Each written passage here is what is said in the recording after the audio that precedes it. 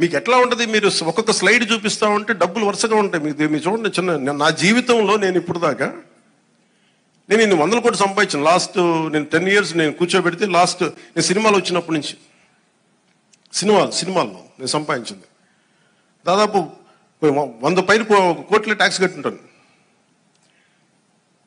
అలాంటి నేను నా ఆడిటర్ ఏదైనా చెప్తే నేను ఆ లెక్కలు చూపించేవాడు. నాకు ఆయన ఈ లెక్కలు ఇట్లా ఉంటాయి, ఇవి ఉంటాయి, మీకు ఏమంటారు, ఈ హెడ్ కింద ఇంత ఖర్చు అయింది, దీనికి ఇంత ట్యాక్స్ కట్టింది అంటే నా తలపోటు వచ్చేసేది.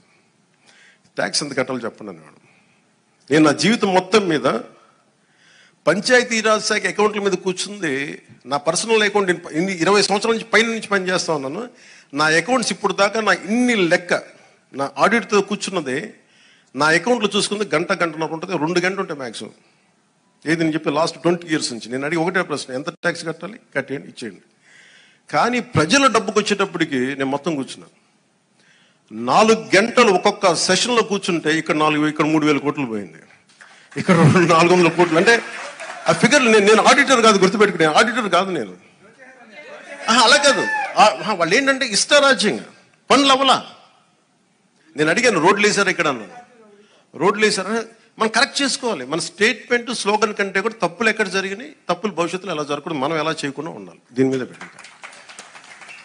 నేను ఎందుకు చెప్తున్నా అంటే నా అకౌంట్స్నే కనీసం 2 దశాబ్దాలుగా ఇన్ని సంవత్సరాలు చూసుకొని నేను when it comes to peoples money, మన జాతి వనరులు కానీ, మన జాతీయ వనరులు కానీ, మన జాతీయ సంపద కానీ, దానికోసం నేను ఒక ఆడిటర్ లాగా అయిపోయి నేను కూర్చొని ఎతుకుతూ ఉన్నాను. ఇక్కడ ఏముంది, దీనికి దానికి తేడా ఏంటి చెప్పండి నాకు.